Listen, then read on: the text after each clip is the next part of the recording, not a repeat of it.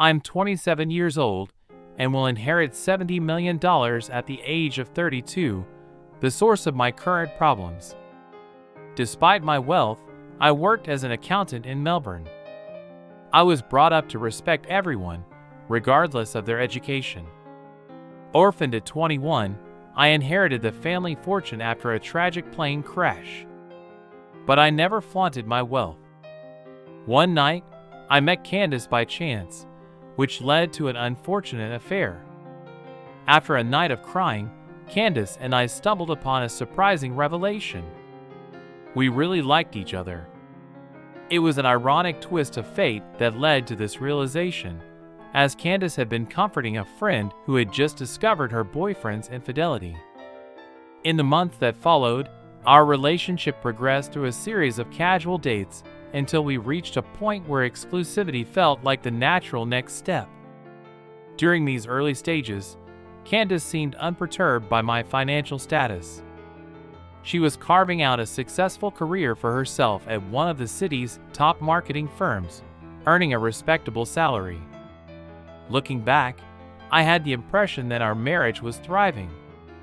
As a young, affluent couple, we rarely ate at home, preferring to frequent the city's finest restaurants. Weekdays were marked by joint gym sessions, while Saturdays were reserved for city escapades, whether it was sampling gourmet cuisine, hitting the dance floor at clubs, or enjoying a good laugh at a local comedy club. As I recalled the moment I proposed to her, I shuddered at the stark contrast to what I knew then. Her acceptance filled me with an overwhelming sense of happiness, even though she was what many would consider conventionally average-looking. As our marriage progressed over the next 2 years, discussions about starting a family began, but in retrospect, it was the beginning of a downward spiral. At first, Candace's frequent business trips did not cause me any concern. After all, isn't trust an inherent part of loving someone? It was only when my manager and partner, George Seaman, announced an extended business trip that my suspicions were aroused. His departure coincided with Candace's upcoming 3-week conference, a coincidence that at first seemed harmless. It wasn't until a chance encounter with an intern named Iona, who walked into my office after George's announcement, that the truth began to emerge. Iona's demeanor betrayed a hidden agenda. "Hi, Thomas," she greeted me, causing me to pause my work on a company spreadsheet. Little did I know that her presence would reveal a reality I was ill-prepared to face. Iona Brown was petite yet strikingly beautiful, with long golden hair cascading down her back, piercing blue eyes, and an air of sophistication that exuded professionalism. Despite her modest attire, she always conveyed a sense of dedication to her work. In just 3 months, she would end her tenure with us and embark on a year-long journey across Australia before heading to Germany to reunite with relatives. Despite our brief interactions over coffee, I found her to be refreshingly honest and uncompromising when it came to ethics. Her integrity was evident when she intervened to prevent a junior accountant from cutting corners on a project, despite her status as an intern. As I noticed the solemn expression on her face, I sensed the gravity of the conversation ahead. "Is everything all right?" Iona asked, furrowing my brow in concern. After a moment's hesitation, she requested a private discussion over lunch, leading us to a popular sandwich shop downtown. As we sat down, she unexpectedly reached for my hand, causing my curiosity to pique. But her blush and apology revealed a vulnerability I hadn't expected. As I felt a knot form in my stomach, I realized that this conversation had significant implications. Memories of past difficulties resurfaced, creating a sense of unease. Despite my best efforts to remain calm, I couldn't shake the anxiety that was brewing within me. "It's all right, Iona," I reassured her, hiding my own fears, "but I'm worried." "What's on your mind?" Over the next 20 minutes, Iona revealed how she had overheard George Simon discussing plans to entertain guests in 2 weeks. I blushed, She revealed that George had arranged a coffee meetup, and she had secretly taken photos of him hugging a mystery woman who turned out to be my wife, Candace. The shock was palpable as I stared at the incriminating photo. Iona expressed remorse and recognized Candace from a picture on my desk. I was devastated and nearly lost my lunch as I processed the betrayal and tried to regain my composure. Iona gently touched my arm, bringing me back to reality as I struggled for words. I acknowledged her concern, but conceded the inevitable need for legal action. However, Iona hesitated to reveal another disturbing detail. As panic threatened to overwhelm me, I struggled with the realization that money was at the heart of this betrayal. In a moment of clarity mixed with disgust, I decided to apologize and feign illness to buy time with a determination masked by inner turmoil. I made a decision. I had to leave to compose myself and devise a plan to face the impending storm of betrayal and deception. Have Mary call Candace and tell her I'm sick. I'm going to the doctor, I instructed Mary. Our office manager, who was also our assistant bookkeeper, stood up abruptly. Iona rose with me. I can't thank you enough, I said with an odd smile. Your honesty probably saved me from a terrible situation. Can you share this with Mary and keep it between us? Iona nodded without hesitation, reaffirming her loyalty in quiet German. I'm sorry, Thomas. I hope you won't hold it against me. I reassured her, extending my hand. No hard feelings. I owe it to you to consider me a friend for life, with a mutual smile. We parted ways. I went to a restroom and induced vomiting to maintain the illusion of illness. After a quick call to my doctor, I made an appointment to secure a sick note and medication for a presumed stomach ailment. Leaving the clinic, I decided to take action. I drove to a nearby hotel. I checked in and settled into my room shortly after Candace called expressing concern about my fake illness.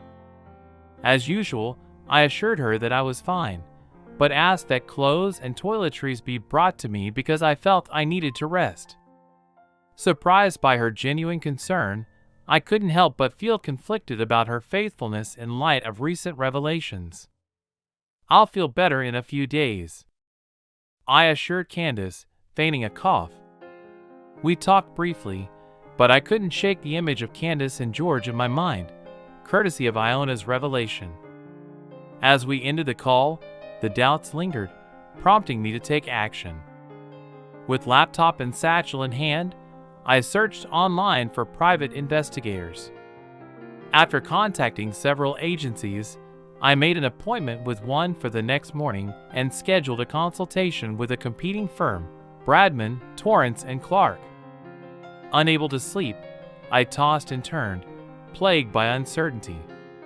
Candace's concern during her morning call only fueled my suspicions. Despite considering alternative explanations, I couldn't ignore the evidence Iona had presented to me. Determined to uncover the truth, I left the bee, notified the front desk that I would return later, and hailed a car to discreet investigators inside. I explained the situation to a cautious investigator named Norm, who assured us of our privacy before I shared the incriminating photos with him. I requested surveillance on both my wife and my boss. I want to know the truth before I do anything, I explained, hoping for clarity in the midst of the chaos. Norm noticed my hesitation. Something on your mind? He inquired, raising an eyebrow to gather my thoughts. I explained, I'm not exactly sure what's going on, but there's talk of money involving my wife and boss with a substantial trust fund in my future. I need assurances that you understand what is at stake. After a brief pause, Norm returned with paperwork outlining their confidentiality and financial terms and assuring me of their capabilities.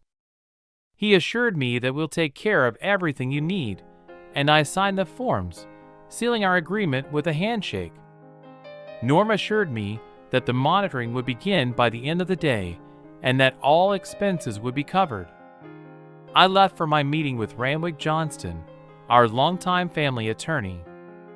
Despite his trustworthiness, recent events left me no choice but to seek legal counsel. Damian Torrance, eager to secure my business, wasted no time in addressing my concerns.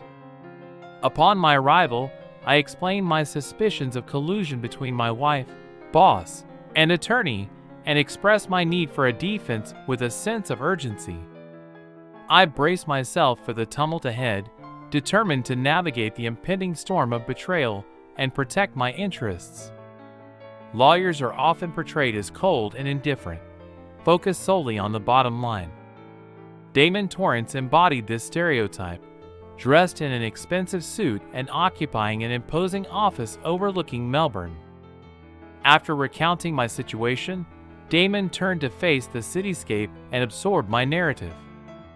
"You like a challenge, don't you?" he remarked with a sharp grin and made a tempting offer. He promised a 25% discount on services and additional billable hours if I transferred my business to his firm. Intrigued, I questioned his motives. He addressed me by name. Damon emphasized the value of keeping my account, citing the potential benefits to both parties. Recognizing his strategic approach, I marveled at his salesmanship over the next hour as we finalized terms, and I signed the contract, facilitated by his efficient assistant. Damon informed me of Norm's contact at Discreet Investigations and suggested that I involve him in my dealings with my current attorney. Grateful for the insight, I left impressed by Damien's shrewdness and the hospitality of his firm. I paused to consider Anne's suggestion before agreeing to Sunday morning brunch. Acknowledging the need to keep a low profile until matters were resolved, I spent the day reviewing our bills and setting up alerts for transactions over $1,000. Wary of possible deception that night, George's email and Candace's phone call seemed routine, but their lack of concern about changing plans troubled me. Norm's update confirmed the surveillance and advised patience, as recipients rarely changed their plans by Saturday afternoon. My suspicions were confirmed when surveillance revealed Candace's involvement in a lavish rendezvous at a nearby hotel. Disgusted, I checked out and headed home to prepare for brunch with Damien as planned. Back in my apartment, memories of intimacy with Candace clashed with the reality of her infidelity.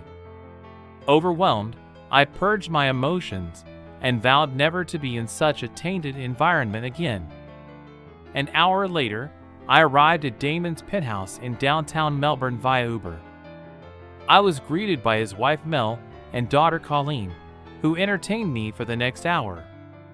Despite Colleen's surprising blend of sophistication and modesty, I enjoyed a delightful brunch with them before she excused herself, leaving Damon, Mel, and me to converse. Observing Damon's casual attire, I couldn't help but notice the contrast from our first encounter. He laughed at my observation and explained that while his professional demeanor was necessary, his invitation came from genuine friendship. Mel shared her empathy, revealing her own experience of betrayal in her previous marriage. Mel tenderly comforted her, emphasizing the seriousness of my situation compared to hers, and recalling her tumultuous past. Mel empathized with my anguish and described her own ordeal of discovering her first husband's infidelity. Damon's law firm had facilitated her divorce, but their relationship had developed independently of that encounter. Damon grinned and looked at his wife. "My stories are a little different." He said I was engaged to Cherry, but our breakup was due to her disapproval of my demanding hours as a law partner. It wasn't a messy breakup, just a breakup. About a month before Mel's divorce was finalized, our paths crossed in a coffee shop. Downstairs, I was drawn to her pregnant belly, and "All you mean," I interjected, eyeing Mel, who blushed. She confirmed, "Yes, Colleen is Lawrence's daughter," Mel clarified. I found out a few weeks later, but it didn't change my feelings. Damon added, I promptly adopted Colleen when she was 2 years old. When Mel and I married Lawrence, he gladly signed the papers to avoid child support obligations. We sat in silence, absorbing the revelation. Eventually, I broke the silence and sipped my coffee. What happened to Lawrence? I inquired. Damon chuckled. He fell ill with several venereal diseases over the next year. We lost track of him, but the last we heard, he was living in a shared house and working in customer service for a telecom giant. He let out a sigh if that made him happy. So be it, though he owed Mel honesty. Damien noticed Mel squeeze his hand. Affectionately true, but our union was born of it. I can't regret that. Damien nodded somewhat guardedly, despite the pain Mel was reflecting. We continued to chat, Colleen joining us briefly before retreating to her room to chat with friends on Discord. And you, Thomas? Mel inquired, refilling our cups with her expertly brewed coffee. I glanced at Damon and raised an eyebrow.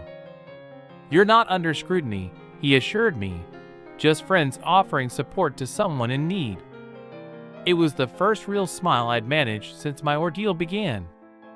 I gazed into my coffee, as if seeking guidance for the future.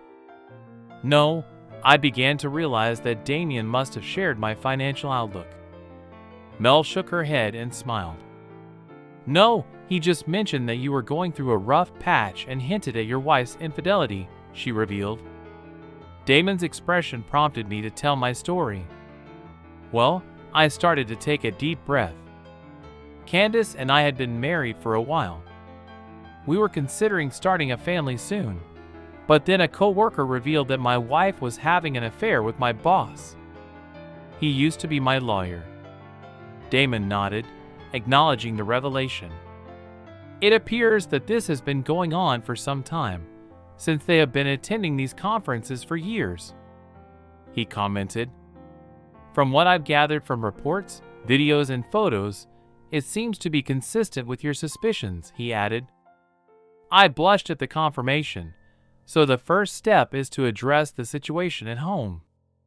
They all have to go, I explained, noticing a carnivorous gleam in Damon's eyes, which he quickly tried to hide with a blush.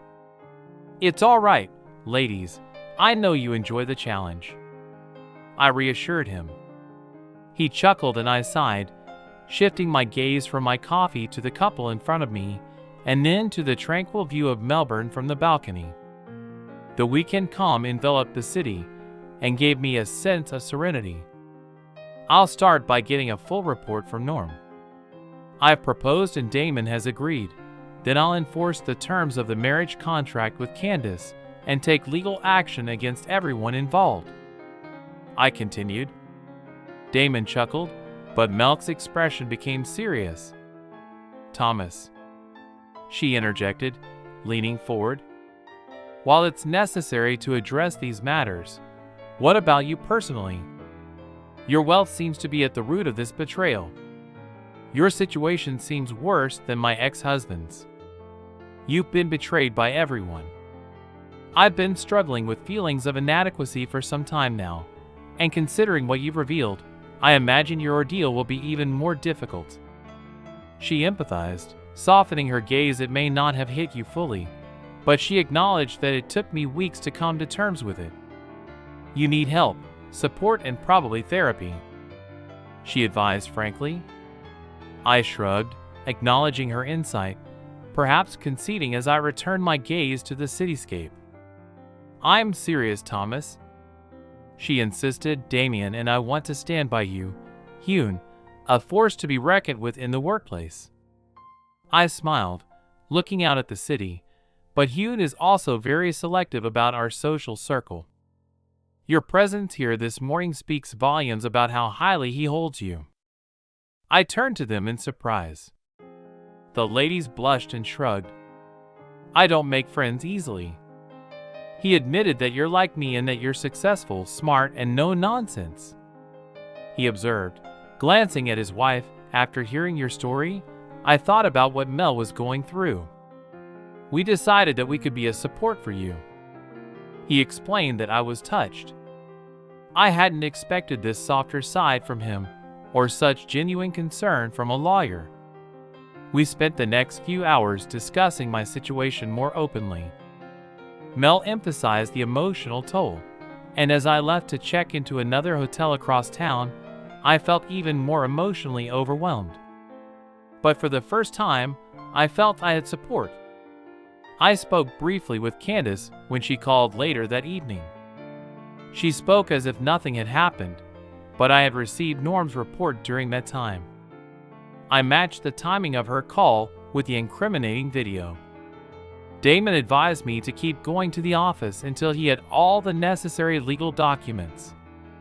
I tried, but by late Tuesday morning it was obvious that something was wrong. Iona approached me, sensing my distress. "Thomas, you look terrible. Have you found out anything?" she asked quietly, trying not to draw attention to herself. I nodded slowly. "It's worse than we discussed, judging by your demeanor," she remarked, almost anticipating it. I nodded again, trying to contain my frustration. "I'm sorry, Thomas." "Truly," she said sympathetically. "I'm ashamed. I'm the one who brought this to your attention." Her German accent lent a solemnity to the word "don't be ashamed." I reassured her, feeling a surge of determination to get through this ordeal as she empathized with my pain. "Without you, I'd still be in the dark about my situation." "What is a betrayed man?" she inquired. I gave her a simplified explanation, watching her eyes widen in shock and then soften with understanding as I summarized what I had learned, sparing her the graphic details. Tears welled in her eyes by the end of our conversation. Fortunately, we were in my office. Being in a more public area would only have attracted more attention. I couldn't help but wonder if anyone at the company was aware of William Z's knowledge of the affair. Iona suggested that we meet for dinner that evening, unable to maintain her composure if I revealed everything over dinner, and agreed that we would leave shortly after work as she only had 4 days left on her internship. Later that afternoon, Mary, our office manager, gave me a strange look in the hallway after lunch. She had been talking to William for hours. I worked productively the rest of the day, watching both men closely. I had developed a trust in Damien, my new lawyer and confidant. After several conversations this week, as well as with Mel, Damien's part of the inner circle, I briefed my investigator. "What's the latest intel? How is it worse than what we uncovered?" Norm's next words jolted me out of my week-long confusion. "They discussed the possibility of eliminating you in about 3 years. He revealed that Damon and I reacted in unison to what Norm explained further, not immediately, but they've talked about orchestrating your demise in a few years, dividing your trust among themselves." Stunned, I processed the frightening information. Norm went on to say that their method hadn't been finalized, but poisoning through your food had been considered, possibly by your wife. Shock replaced my initial disbelief. "The good news is they're still in the planning stages," Norm added, revealing Roger's involvement as a chemist capable of concocting a lethal compound. I struggled to understand my wife's involvement, but why I protested. "We're married and my assets are hers. Why resort to such extremes?" My anguish was evident as I grappled with the betrayal.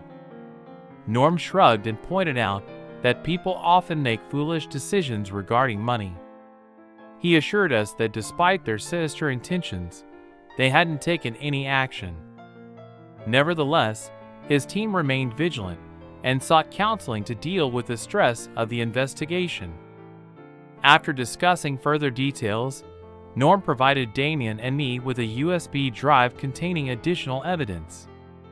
Damon outlined his plan for the coming week, which included preparing divorce papers and initiating legal action against Candace's workplace and her accomplices. He also arranged for the sale of the condominium and discussed informing the police about the murder plot. That evening I confided in Jonah, who was shocked at the ordeal I was going through. The following days passed in a semblance of normality, albeit tinged with paranoia, changing lodgings each night, trying to evade potential threats. On Thursday, Norm summoned me to a meeting where I found Damien already present, his expression grave. As we sat down, I sensed bad news was imminent. Norm revealed that my work performance had suffered due to personal problems, which had prompted my boss to involve Candace. My heart sank as I realized the extent of her involvement, exacerbated by Norm's somber tone. So my wife was having a good time with my boss, her boss, my lawyer, my boyfriend, and a few others at my work.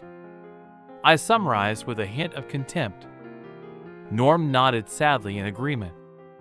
He replied, recognizing the gravity of the situation. He invited Damon, my new attorney, to join our discussion to make sure he was informed of our next steps. We devised a plan to keep them unaware for as long as possible, giving me time to navigate the impending chaos, which meant staying at work for the rest of the week. Before taking decisive action, we continued to strategize, even as I received a phone call from Candace, which I ignored to keep up appearances. The next day, we celebrated Iona's successful internship with a farewell party at work in the midst of the festivities. She discreetly inquired about my well-being, and we agreed to meet for drinks.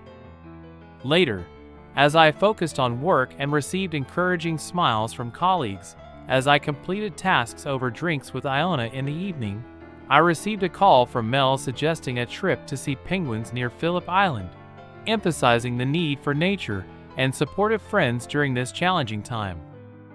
Grateful for the invitation, I asked if I could bring a friend. Iona glanced at me as I heard Mel giggle, "Sure, what's her name?" Mel's voice was filled with amusement. "Her name is Iona.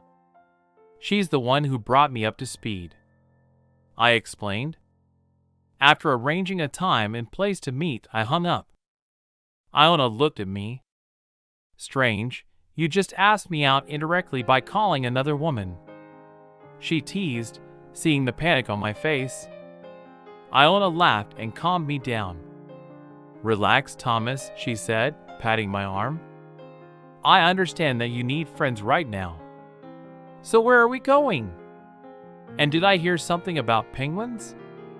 The next morning at 7:30, Jonah and I met Damon, Mel, and Colleen at a gas station outside of town. I was surprised when they arrived in a bright yellow 2019 Mustang. The roar of the V8 engine impressed me as they pulled up next to my own 2020 V8. Looks like Ma 1 knew I had good taste. After brief introductions, we hit the road. Damon joked about the joy of two big block V8s cruising together. By the time we reached Phillip Island, I was beaming with Damien's racing spirit, and Jonah's enjoyment added to the fun of our trip. As we drove, we sang along to Spider Bates' rendition of Black Betty. Spending the day with the penguins was delightful. Although we've all seen them before, the penguins never failed to impress as they enjoyed fish and chips for lunch. I felt grateful to have supportive friends. Toward the end of the day, Jonah took my hand, and it felt natural. Although I was married, I value fidelity. Half an hour before leaving, Colleen orchestrated a walk with Jonah and Damon, leaving Mel and me behind. Mel took the opportunity to confide in me, revealing that Jonah wanted to postpone their plans to support me for the next month. It caught me off guard, but I appreciated Jonah's gesture of approaching the penguins. Mel chuckled, signaling that the ride home would be as enjoyable as the outing. Spotting a tavern up ahead, I informed Damon that Jonah and I would be making a pit stop. We said goodbye, appreciating the time we had spent together. Surprisingly, Jonah and I had a relaxed conversation on the way back, and when we reached the tavern, we settled in for an early summer evening. As dusk fell, we ordered drinks and food, enjoying the relaxed atmosphere. The atmosphere became serious. Thomas began, and I met her gaze. I have previously mentioned some basic details about Iona, who is now playing a pivotal role in my life. Born in Germany, Iona immigrated to Australia at the age of 4. She had a penchant for numbers and was currently pursuing her graduate studies while interning across the country. Physically, she stood at a petite 5'2". I can guess the gist of your conversation with Mel. You're going through a tough time, and you need a friend right now. More than anything, she said, pausing hesitantly. That's what I want to be for you, a friend above all else. Her gaze shifted for a moment, but she still held my hands. However, as we've grown closer over the past few weeks, I've come to realize that my feelings for you may be more than just friendship. In fact, I'm sure of it. Do you know what I mean? Her sincerity touched me deeply, even though she knew I was dealing with personal challenges. She expressed her interest in a romantic relationship. Iona, I began, then stopped, sensing her disappointment. I squeezed her hand reassuringly. You're an amazing woman and you're right. I do need friends, especially now. But the truth is, in all the confusion, I found myself drawn to you as well. I left my statement. The pendulum of hanging life can swing quickly from joy to sorrow, and Jonah experienced this firsthand. One moment she seemed troubled, but the next her face lit up with radiant happiness. We spent the rest of the evening chatting about our interests, from movies to music to our mutual love of Mustangs. As we talked, I told her the story of my family's tragedy and the existence of my trust fund, which surprised her. Why do you work at Simon & Zach's? After hearing my story, I shrugged and explained that my original plan was to gain experience there for a few years before starting an investment firm, a dream I had discussed with my late father. However, their untimely passing led me to stay with the firm. The mention of my parents' passing sobered the conversation. Sorry, Thomas, Jonah said, her tone sincere. When I look at you, I see a man who is focused but has no tolerance for fools, despite his own humility. I chuckled, grateful for her words. Thank you, I replied. You're a good man. She continued, noting my composure in the midst of the turmoil. You haven't lost your temper. Unlike them, referring to my wife and her lovers, no, not like they're planning to do to me, I replied grimly, unintentionally shocking her. Realizing my slip, I recounted the key details of my investigator's findings, the plot to eliminate me after Candace's baby was born. Iona was horrified, her eyes filled with tears. They're doing the right thing. This must be a crime, she said. Her grip on my hand tightened, concern etched into her face, almost as if she feared for my safety. I assured her that Damien was handling it. Everything will fall into place next week. She released my hand. Her voice was almost hysterical. Your wife is planning to eliminate you, she exclaimed. We continued to talk, and as we walked back to my car, she held my hand tightly, anxiously scanning our surroundings. It's okay, Iona, I reassured her, squeezing her hand. We're safe, and if anyone's watching, I've got a fast car. We can outrun them. Her laughter broke. The tension in our conversation on the way home was subdued as I dropped her off. We embraced, and in a moment of vulnerability, I kissed her softly on the lips, blushing. We both realized the potential of our relationship. We drove away. I felt a sense of relief, thanks to Damon, Mel, and Colleen, but especially to Jonah a few blocks away. My phone rang. It was Candace, baby, she said worriedly. Where are you? I've been trying to reach you. Sorry, Candace, I answered and explained about my day on Phillip Island with friends. It was a great day. I added that I had shared the joy of seeing Colleen with the penguins. They make you see happiness in a different light. I wasn't lying. Watching Colleen with the penguins was hilarious. She loved feeding them. We bought the bait fish, and at one point a group of penguins followed her around looking for more food. You know, maybe we can start trying for a baby of our own when I get back, and you give me nothing but trouble, Candace said. Yeah, right, I thought. Have a baby. So you can poison me later. See you later. Candace, how's the conference going? Did you go? I asked, changing the subject. Oh yeah, the conference was great. We really learned a lot, she said, unaware of my suspicion, and yes, a group of us, including my boss, are going out for a few drinks. Don't worry, my boss is keeping an eye on me to make sure no outsiders trespass on my virtue. Right, I thought, as if this woman had any virtue at all. I lost interest in the conversation and let her talk while I tuned out, with which she ended the call. I love you, but I didn't bother to reciprocate for the next week. I arrived at work early every day and made sure all my chores were done on time. I suspected that Mary and William were up to something with Candace and George, but I couldn't figure out what. As the week progressed, they looked at me less and less, which only increased my suspicions. I changed hotels, often feeling paranoid even before I discovered the conspiracy against me. In the evenings with Jonah, we packed up my apartment and stored my belongings for free in a company shed. Candace's things were moved out with 60 days storage paid for, giving her time to sort out her affairs and review Norm's reports daily.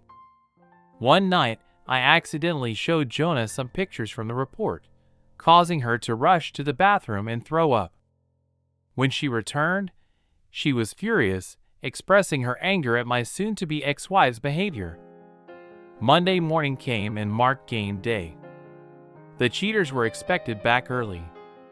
While I was scheduled to leave for a month in Cairn, North Queensland, I went to work as usual and attended a staff meeting where William announced George's return tomorrow. Mary's scrutiny caught my attention for the first time since my induction, prompting me to alert Damien to possible conspiracy charges just before lunch and decline an invitation to dine with the group. I quickly left, initiating a race on my laptop before leaving my keys and cards on my desk. I intended to resign, with Damien's team to deliver the letter. Later, at the office exit, I was greeted by the driver of the company car that took me to the airport. Iona said goodbye with one of her chaste kisses, and at the airport Damon and Mel saw us off. Damon gave me a new phone with a private number known only to a few people to ensure confidentiality. We flew business class with Ion in a Cairn and enjoyed champagne on board. After landing, another driver accompanied us to a cozy bed and breakfast for our first week's stay. It was run by an elderly gay couple. The B&B had a stunning view of the sunset over the water. Our room had a double bed and an attached bathroom with a double shower and jacuzzi tub, offering luxury and comfort. The owners shared that they had recently remodeled, offering 2 king rooms and 4 superior rooms, ensuring a delightful stay. On the way from the airport to the hotel, I received a text from Damien confirming that the deed was done. "You're free now, turn off your phone," he advised, and I complied, feeling nervous as I settled in for the night with Jonah. We both felt the weight of expectation, but it turned out we had nothing to worry about. After retiring to the bedroom, we fell asleep the next morning. Jonah inquired about my well-being, to which I responded enthusiastically, praising the night before. She happily confirmed that her plan had worked and we expressed our commitment to each other. By the end of the week, we were enjoying the cuisine and exploring attractions such as the Daintree Rainforest and the Great Barrier Reef. I'd even forgotten my cell phone until Damon, Mel, and Colleen joined us with news of N9 arrests related to the murder conspiracy, including some familiar faces from our past. I sat back in bewilderment. 9 people wanted me dead, I exclaimed, sort of Damon explaining that they admitted to no personal animosity toward you. In fact, they praised you as a nice guy, but they conspired to profit from your trust. After your death, they blamed each other, except Candace, who collapsed when she found you gone, according to the divorce papers. She is now under observation at Ramsey Hospital. I hand-delivered your resignation, triggering the closure of your former workplace, with immediate termination for all her survival seems unlikely. Similar story at Candace's workplace, and I witnessed the arrest of Mr. Redwood Johnston, quite professionally satisfying. No charges against me, he added with a wink, and we laughed. What about Roger? I inquired, and he was arrested as well. His wife was clueless, thinking he was on a business trip, not cavorting with a friend's wife. I offered to represent her pro bono. Damien told Mel about the playful slap. Damon stopped teasing the kid. We all chuckled and dug for more details. Mel looked over at Jonah and me holding hands. That didn't take long, did it? She remarked. Iona blushed and then admitted. I asked him to hold me that first night. I made sure he stayed in the room and kept him occupied so he wouldn't dwell on the situation. Damon ended up spitting coffee through his nose the next day, much to Mel's amusement. I just grinned like the Cheshire Cat. Mel assured me you'd be fine, Thomas, looking between Jonah and me, and she's a keeper. They joined us for the next week, joining us on day trips, overnight stays at casinos, and even a light plane flight to the Daintree coast. They then returned to Melbourne. We flew to Brisbane.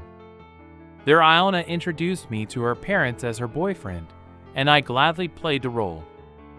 We made headlines one night in Brisbane even though my name wasn't mentioned, and when Jonah informed my parents, they nearly panicked until we clarified the situation. They were the epitome of honesty and trustworthiness throughout our trip. We explored Brisbane for a week, followed by another week in Sydney at the end of the month. Neither Jonah nor I could imagine life without each other. Toward the end of the trip, we broached the subject of marriage and children. I assured her that we would be engaged as soon as my divorce was finalized. It wasn't a conventional proposal, but she understood, confident that I would propose properly when the time came. When the subject of children came up, she blushed. I have something to tell you, Thomas. I might be pregnant, she began. She confessed, her voice tinged with shyness. With a sigh, she waited for my reaction. She added that my period is due in a few days, so we'll know soon. She looked at me expectantly, waiting for my response. Are you kidding? I chuckled. No, I've thought about it too. I honestly confess that I've been hoping for an accidental pregnancy. I can't think of anyone. I'd rather have a baby with them than with you these past few months. Unfortunately, she woke up the next morning with her period. I kissed her with a disappointed look on my face and mumbled, maybe we'll have to practice a lot next month. As our vacation came to an end, we returned to Melbourne and stayed with Iona. She had convinced the landlord to extend her lease for a few more months instead of going up north, even though it was a small apartment outside the city. Iona was a little embarrassed.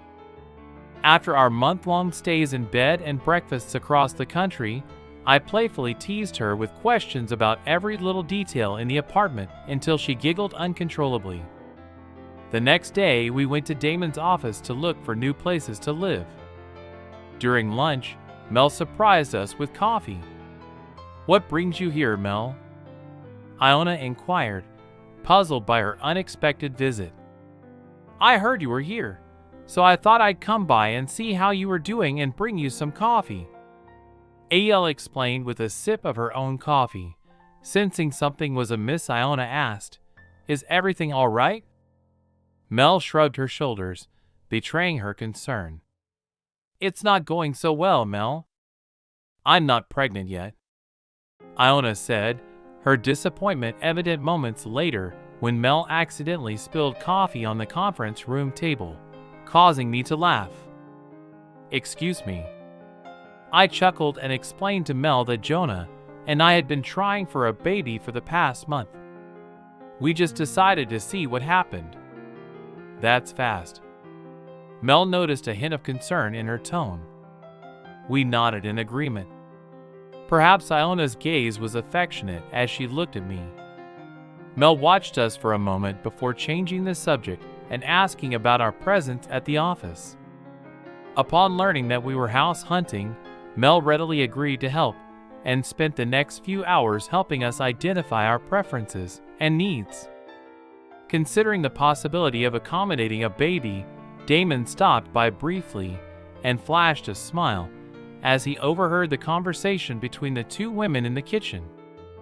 Over the next month, we visited several properties and finally settled on 3 apartments in one house. Iona conceded that it was my money, but I insisted that it be our chosen home. Together, we finally settled on a penthouse apartment in a slightly older building at the bottom of Collins Street. It offered easy access to major highways, fast public transportation, and proximity to a variety of dining options. The apartment itself was stunning, with 3 modest bedrooms and a spacious master bedroom overlooking Melbourne Park. The building boasted amenities such as a pool, sauna, gym, and 24-hour concierge service with 2 garage spaces. We could conveniently park both my Mustang and the new Jeep I had purchased. It felt like a luxury hotel that we could call home.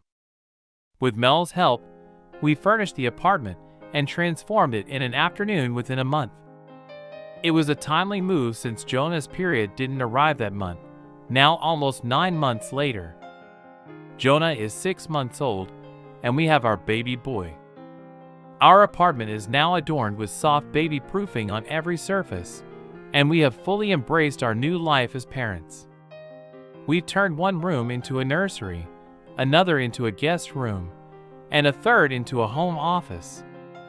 Jonah and I have started a new investment firm, currently with a modest capital of a few $1,000,000, as I'm still waiting for access to my trust in a few years.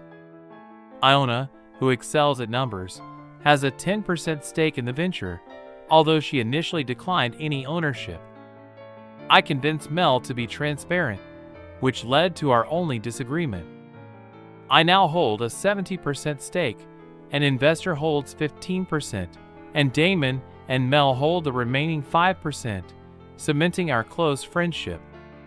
The contrast between Damien the lawyer and Damien the friend never ceases to amaze me as my lawyer. He was a formidable force, securing judgments against Candace and my former employers, putting both companies into administration, but with substantial liquid assets. It also secured a favorable outcome for Roger's wife, who received most of her assets, Will. It also secured a favorable outcome for Roger's wife, who received most of her assets, while Roger received a 30-year prison sentence along with others involved in the plot against me. I received a plea for clemency from William and George, which I promptly disregarded before Damon. He took great pleasure in dismantling my former lawyer during the trial. Although I hadn't focused much on Candace during the trial, she received 35 years without parole. Her parents were the only ones who expressed sympathy, but even their support waned. After learning the extent of her actions, the judge granted a divorce based on her offenses against me, expressing disgust at her actions and the devastation they caused. Per the prenuptial agreement, Candace left with her belongings and $15,000 to start a new life, which I placed in a trust fund for her future needs. Because of her mental health, she didn't attend the hearing and was transferred to the medical unit of a medium security prison. She requested a visit from me, which I agreed to so it wouldn't interfere with the divorce proceedings. 6 weeks later, I found myself in a secure me room in the medical wing of the prison, ready to meet with Candace in this dark room, characterized by a bolted table, chairs secured with chains, and the ubiquitous one-way mirror that seemed straight out of a crime drama. I sat and waited for my ex-wife to arrive. It had been an intense 10 minutes since the doctor and the guard had escorted her in. Candace looked disheveled.